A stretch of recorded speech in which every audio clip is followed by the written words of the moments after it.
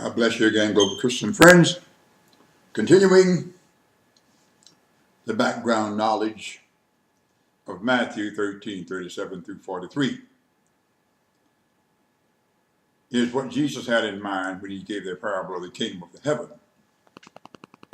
24 through 30, Matthew 13. But he responded very much greater than those seven things and beyond. We will look at Jesus' high resolution knowledge, which he gave to the disciples after the fate of the tares, where intelligence, information, and technology won't make a difference. In Matthew 13:40, he gave the consequence of the tares in light of the knowledge of the kingdom of heaven, which is also going to pass away.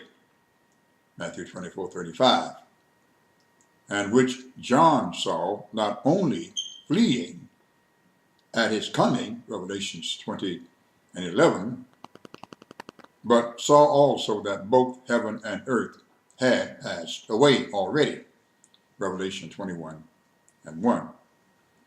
As therefore the tares are gathered and burned in the fire, so shall it be in, note this word, in, the end of this world.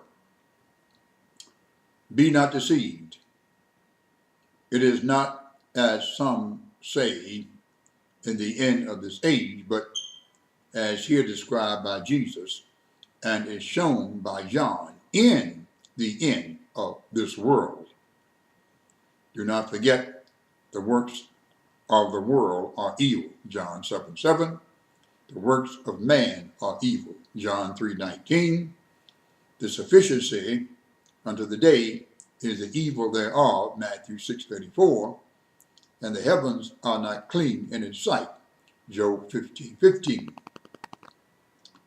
Notice that the judgment of the angels of the Son of Man, Matthew 13:42, is more severe than that of the angel who proved to have power of Revelation chapter 20, verses 1 through 3. That is because this is not this word, but the end of this world. Therefore, Jesus is speaking to the works of angels beyond that of the mighty works of the angel of Revelation chapter 20, verses 1 through 3,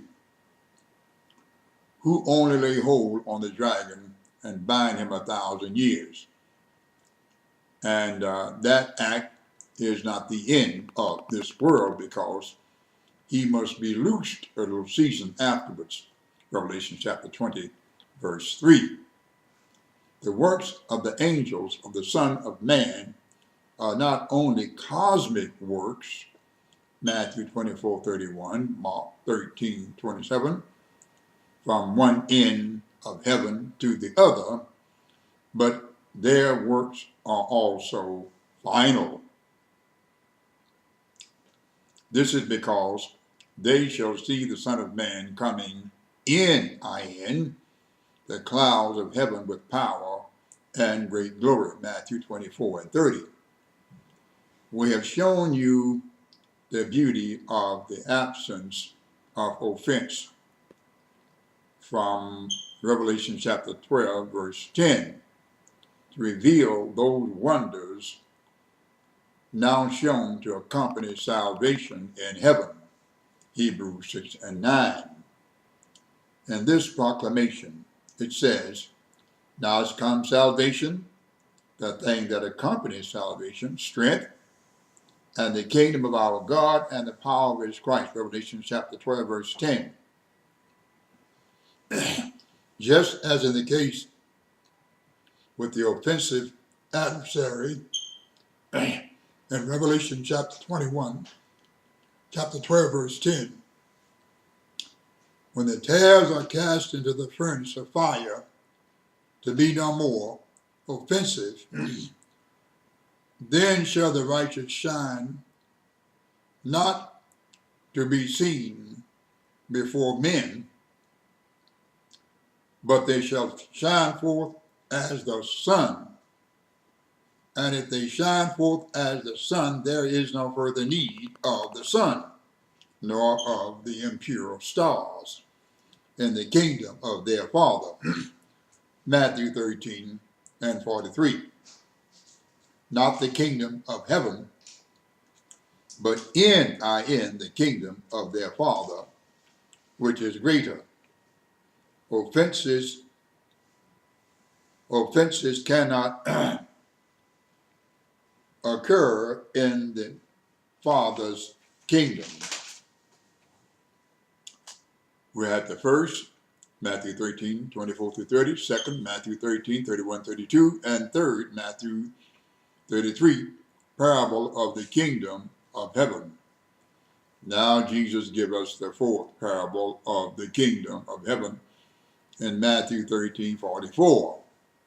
But before we focus attention on this parable, let us return to the second parable of Matthew 13, 31, 32 to reveal what scientists have just lately learned, and that is that the universe is expanding, given here in this parable by Jesus as the expanding of the kingdom of heaven. Again, the kingdom of heaven is like unto treasure hid in the field, the which when a man has found, he hideth, and for joy thereof goeth and selleth all that he hath, and buyeth that field. Matthew 13, 44.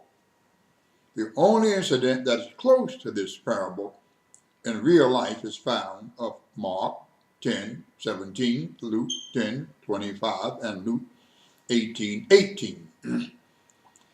They knew treasure hid in a field, which is eternal life. But were they willing to sell all that they had to obtain it? Had they followed the example of the man of the parable of Matthew 13, 44, they would have had a treasured field in heaven. For what is a man advantage if he gain the whole world and lose himself or be a castaway?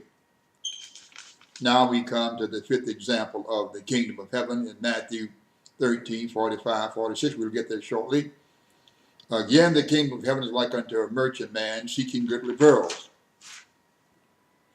who, when he had found one pearl of great price, went and sold all that he had and bought it. It do not matter how rich or how wealthy you are. Heaven is no respecter of your occupation. You can be as poor as Lazarus or as rich as Dives of Luke 16, 19 through 31. Heaven reversed their positions, favoring the poor man Lazarus. Take note that the merchant of the parable of the kingdom of heaven realized the value of the one pearl of great price, which prompted him to act and bought it. We come to the sixth and final parable of the kingdom of heaven of the 13th chapter of Matthew. Why so much teaching on the kingdom of heaven by Jesus? Because he knew that in his day great multitudes were errors as those are today about the kingdom of heaven teaching from today's pulpit.